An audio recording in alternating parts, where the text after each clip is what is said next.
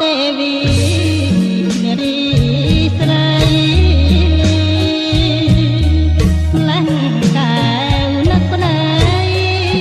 ស្វាមីធ្លាប់ថ្នាំងថ្នម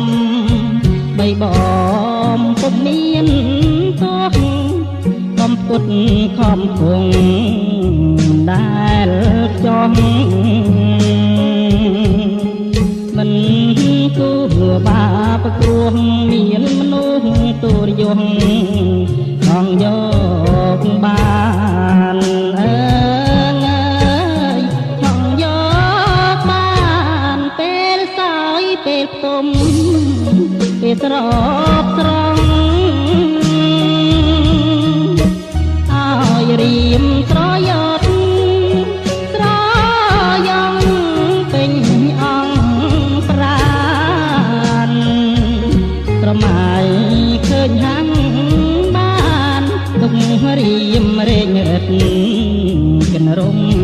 ខាននឹកតែកលយានមិនគួរឃ្លាតបានធ្វើប្រឡាយធ្វើប្រឡាយ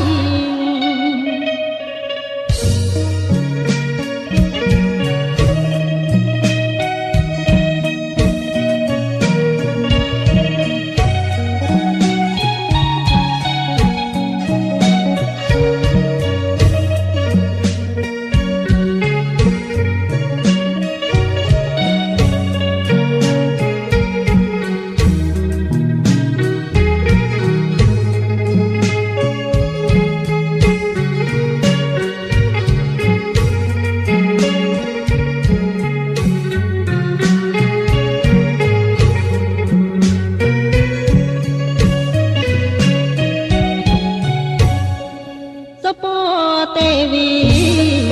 នារីស្រីម្លែងកែវនឹកប្តីស្វាមីធ្លាប់ថ្នាំងថ្នមបីបំពុំមានទោះបំពុតខំគង់មិនដែលចង់បាប្រគ្រោះមានមនុស្សទូរយងចង់យកបា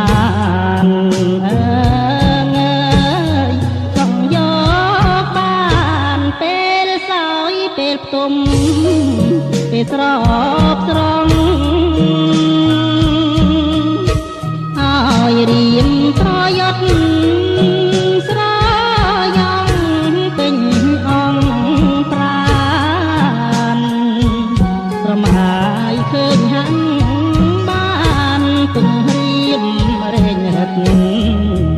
រំខាននឹកតែកលយានមិនគួរឃ្លាតបានធ្វើប្រ